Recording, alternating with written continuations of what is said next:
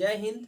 तो आज हम लोग समझेंगे कारगिल युद्ध के बारे में, यानी कि जो भारत पाक युद्ध हुआ था 1999, उसके बारे में हम लोग आज समझेंगे। तो सबसे पहले ये कैसे हुआ, तो सबसे पहले की घटना है कि 21 फरवरी 1999 को हमारे भारतीय प्रधानमंत्री अटल बिहारी वाजपेयी पाकिस्तान लाहौर यानी कि बस यात्रा करके लाहौर जाते हैं, यानी कि पाकिस्तान से समझौता करने। वहाँ के मुख्य प्रधानमंत्री नवाज शरीफ, वहाँ के प्रधानमंत्री जो थे नवाज शरीफ थे। नवाज शरीफ से समझौता होती है, वहाँ बहुत भव्य स्वागत किया जाता है। अटल बिहारी वाजपेयी को 21 तोपों की सलामी दी जाती है, लेकिन एक चोटा जो था, वो चोटा ये देखिए परवेज मुशर्रफ था, बहुत ही दुष्ट आदमी था। ये कह रहा था कि हम भारत के प्रधानमंत्री को सलामी नहीं देंगे।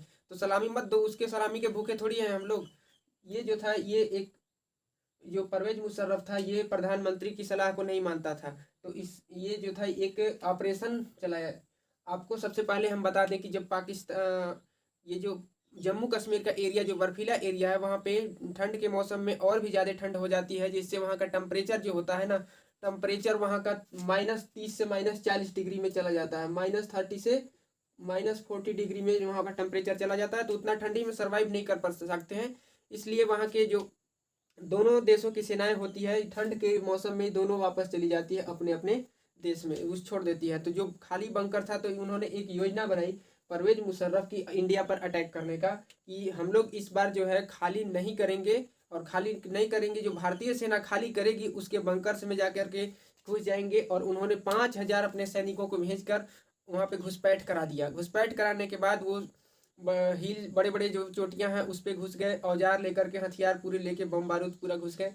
इसके बाद जब घुस गए तो एक चरवाहा थे जो याक चरा रहे थे। याक आपको यहाँ पे साइड में आप देख सकते हैं, ये एक बर्फीले एरिया का जानवर होता है। तो याक उनका भुला गया था, तो वो दूरबीन से ऐसे देख रहे थे। दूरबीन से देखने में उनको दिखाई दिया कि 4-5 जो घुसपैठी की तरह हैं, वो पहाड़ों में खोद रहे हैं, अपने रहने की जगह को बना रहे हैं, खोद करके बना रहे हैं। तो उन्होंने सूचना दी इंडियन आर्मी को। इंडियन आर्मी अगले दिन यानी कि 14 मई को कैप्टन सौरभ कालिया पेट्रोलिंग पर निकले, और भी अपने सेनाओं को लेकर के। तो वहां पे उन्होंने कैद कर लिया और चारों तरफ से घेर लिया, क्योंकि वो पेट्रोलिंग पर पता लगाने गए थे। तो पता लगाया तो उन्हें 5 गो को उन्होंने क्या किया, मर्डर कर दिया, हत्या कर दी 5 इंडियन आर्मी को। और सौरभ कालिया को, इनको और भी बहुत ही दर्दनाक मौत दिया इन्होंने। सबसे पहले इन्होंने आंख निकाल दी, जीभ काट दी, नाक काट दी, चमड़ी उधेड़ दिया पूरा, और गुप्तांगों को काट दिया, और इनके बॉडी को टुकड़े टुकड़ों में काट करके बोरे में पैक करके फेंक दिया था। इतना दुष्ट है, इतना तो भारत की संस्कृति ऐसी नहीं है, इतनी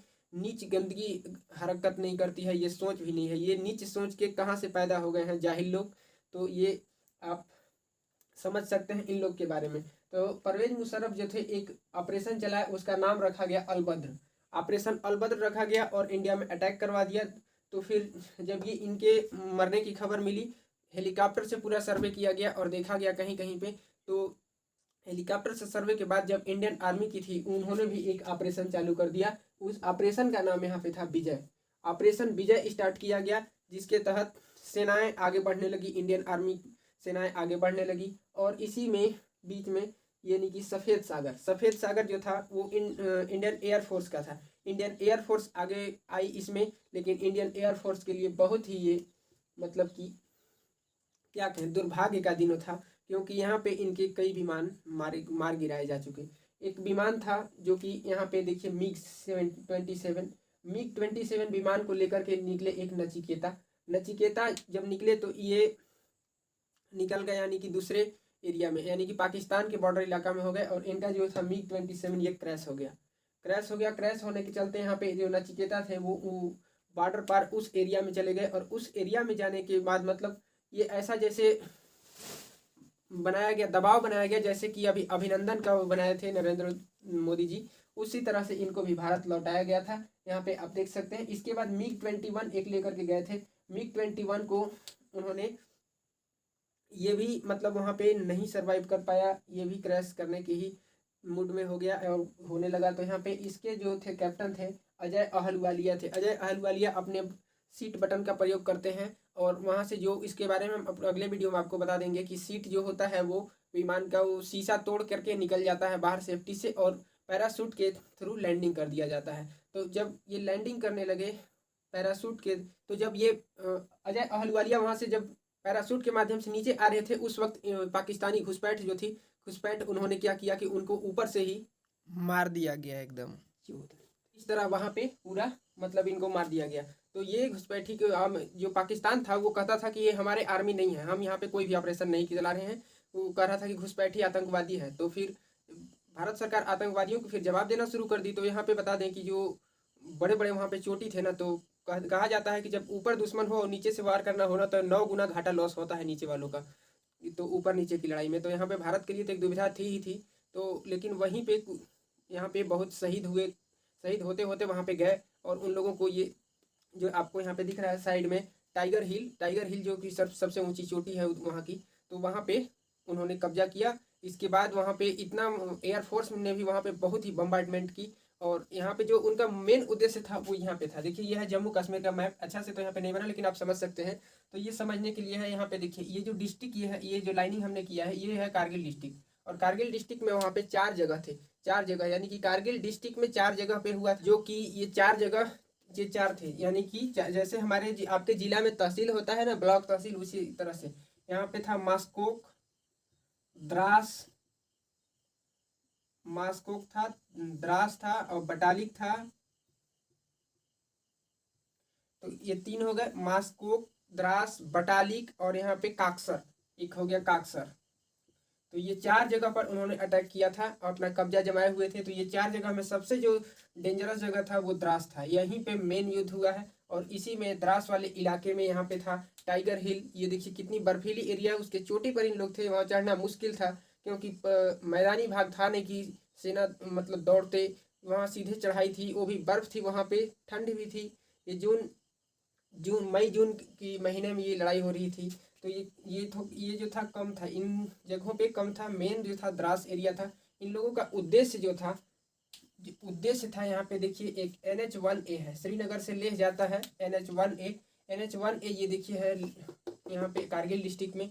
और इन लोग यहाँ पे इस हाईवे पे पूरा मतलब इतना कंटोनमेंट में कर लिए थे कब्जा कि वहां से कोई बाइक से भी अगर कोई जाता या पैदल भी उस पर वो निगरानी करते थे। और वहां पे वो एकदम टीप के गोली आपके सर पे मार सकते थे, इतनी उन्होंने कब्जा वहां पे कर ली थी। और उनका मेन उद्देश्य था कि भारत का सप्लाई इधर से कट जाए, सियाचिन की तरह वो न जा पाए और इधर का पूरा एरिया खलास हो जाए, तमाम हो जाए। और इधर से सप्लाई जब होगा नहीं तो फिर सेना के पास औजार समाप्त हो जाएगी, तो युद्ध जीत नहीं पाएगा। तो यही उनका उद्देश्य था।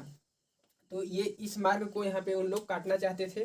तो और जो बता दें कि पहले ही दिन उन्होंने जब अटैक किया था, तो एक जो कारगिल डिस्ट्रिक्ट में एक जो कि जिला मुख्यालय जैसे आपका होता है कहीं जिला में, एक तो जिला मुख्यालय में एक था स्टॉक रूम, जहाँ पे सारे औजार, बम बारूद, गोले रखे जाते थे। वहीं पे उन्होंने मिसाइल अटैक कर दिया। और मिसाइल अटैक कर दिया तो पहले ही दिन भारत को 127 करोड़ की लॉस लग गई उस वक्त में। तो समझ सकते हैं कितनी भारत की घाटा हो गई वहाँ पे। इसके बाद यहाँ पे इन्होंने किया और बहुत ही मुश्किलों से।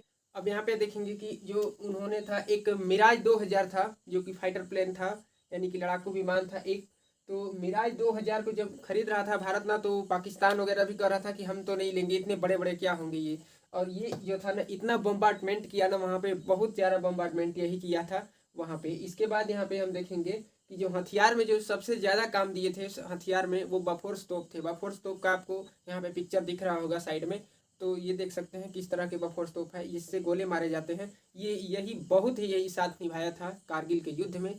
और कारगिल का युद्ध जो था वो लाइव प्रसारण, पहला बार युद्ध का लाइव प्रसारण था टीवी पे, जो कि युद्ध क्षेत्र से दिखाया जा रहा था पूरी जनता को। और यहाँ पे जब बफोर्स तोप को खरीदे जा रहे थे तो उस वक्त हमारे प्राइम मिनिस्टर यानी कि प्रधानमंत्री राजीव गांधी थे।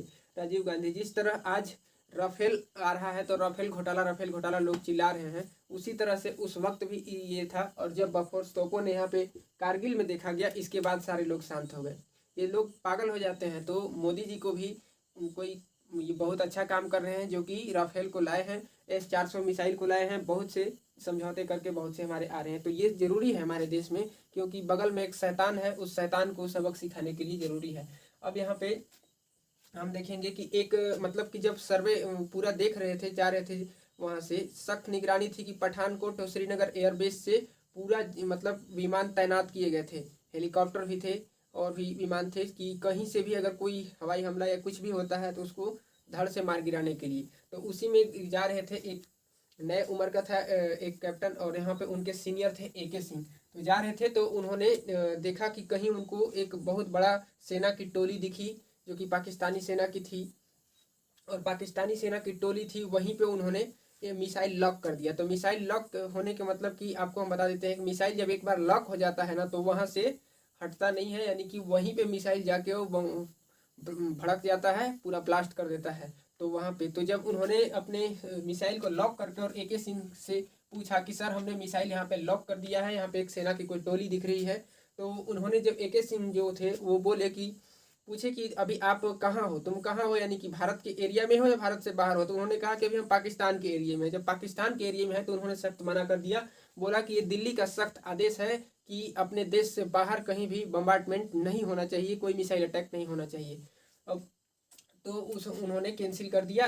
नहीं तो आपको हम बता दें कि वहाँ पे जो थे, जो देखा जाता ना, वहीं पे थे परवेज मुशर्रफ और वहाँ पे नवाज शरीफ प्रधानमंत्री वहीं पे थे। तो परवेज मुशर्रफ अगर मर जाता तो कोई दिक्कत नहीं था, ये तो बहुत ही मतलब वो सेना है तो मरने के लिए ही होता है, मतलब मर सकता है तो कोई दिक्कत नहीं है। बट एक राजनीतिक वहाँ पे आदमी था ना तो पूरा बवाल मच जाता अगर नवाज शरीफ मारे जाते तो एक तरह से ठीक भी हुआ, लेकिन इसे तो मार ही देना चाहिए था क्योंकि हमने बहुत युद्ध लड़े हैं। एक और युद्ध लड़ लेते तो क्या फर्क पड़ता है, तो एक और युद्ध लड़ लेते, तो इन्होंने नहीं किया, वरना आज उन लोगों का कुछ और ही होता।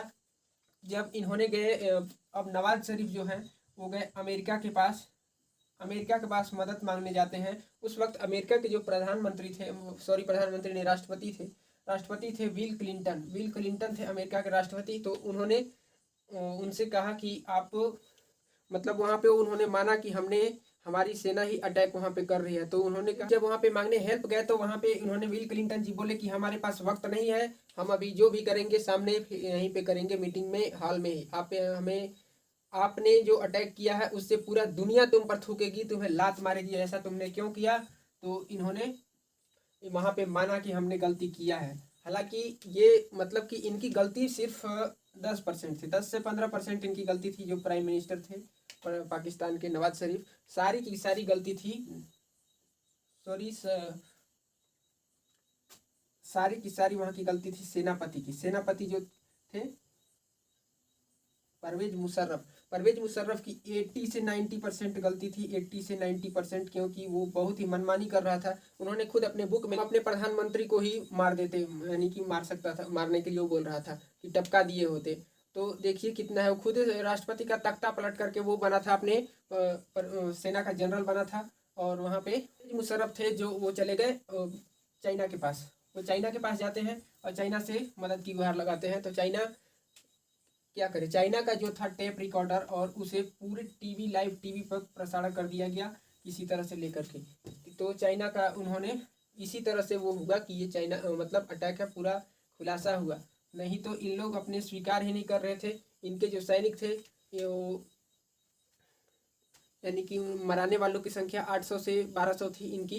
तो इतने सैनिक मराए थे, लेकिन वो नहीं करता, वो अपना लाश तक लेने नहीं आया। लाश तो हम लोग ऐसे भी दे देते हैं, लाश को हम लोगों ने यहाँ पे इज्जत पूर्वक उसे दफनाया, उन्होंने अपना लाश तक नहीं ले गया। और भारत में 527 भारत के सैनिकों की 527 मृत्यु हुई थी और 1000 से ज़्यादा यानी कि घायल हुए थे।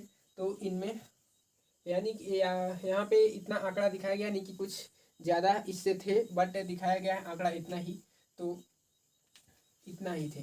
बट वो अपना लाश भी लेने नहीं आया। तो ये देखिए कैसी हरकत है, साले मूर्ख इन लोग। ये हमेशा हमसे लड़ने का प्रयास किए, हमेशा जूता खाकर वापस जाते हैं।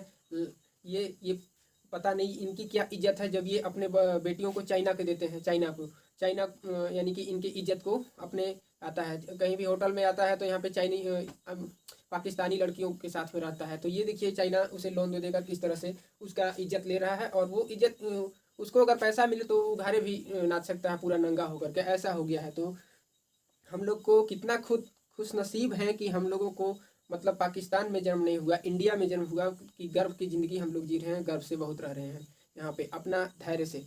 तो उन लोग थे, यानी कि भगवान जी भी सोचिए कितना, अगर थोड़ा सा ऊपर से अक्षांतर और देशांतर अक्षांश में होता डिफरेंट तो हम लोग चले जाते लाहौर तरफ उधर, और इंडिया में। तो बहुत भाग्यशाली हम लोग कि इंडिया में आए हैं, और ये साले हरामी तो इन लोग करते रहेंगे और हमेशा पिटाते रहेंगे।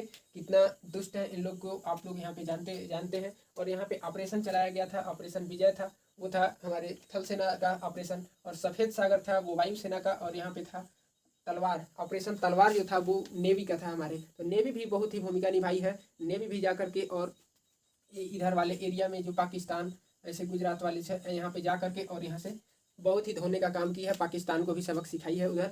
तो हमारे इस तरह से जवान शहीद हुए। और आखिर में हमारा जो कारगिल था वो 26 जुलाई 1999 को शहीद हुआ। और इसी दिन को विजय हुआ, इसी दिन को विजय दिवस के रूप में मनाया जाता है। तो विजय दिवस के रूप में 26 जुलाई को, आखिर हम आपको बता दें एक बार फिर से कि हमारा जो कारगिल था वो 25 जुलाई को ही हो गया था आज़ाद। लेकिन एक दिन पूरा और सर्वे किया गया पूरा हेलीकॉप्टर वगैरह से कि कहीं भी अभी छुपे तो नहीं है, बचे हुए नहीं हैं, तो कहीं भी नहीं था। इसलिए एक दिन और टाइम लिया गया और 26 को विजय दिवस के रूप में आज भी मनाया जाता है। आज भी वहाँ पे बहुत स्मारक स्थल, स्मारक पार्क, स्मारक स्टैचू बनाए गए हैं इस तरह से। तो इस तरह से आप देख सकते हैं कि किस तरह की घटियाबाजी करता है। और ये यहाँ पे कश्मीर को हड़पने का प्रयास करता है। तो कश्मीर को कभी वो ले नहीं सकता है। पीओके का मामला है तो पीओके का मामला भी हो जाता साल, लेकिन उस वक्त जो यूएनओ में हो गया तो वो भी ठीक ही है एक तरह से। लेकिन यूएन ये भी पीओके का एरिया आएगा भारत में, यही एक संकल्प है हर एक हिंदुस्तानी का होना भी चाहिए। तो जो मिलते हैं अगले वीडियो में, तब तक के लिए धन्यवाद। जय हिंद।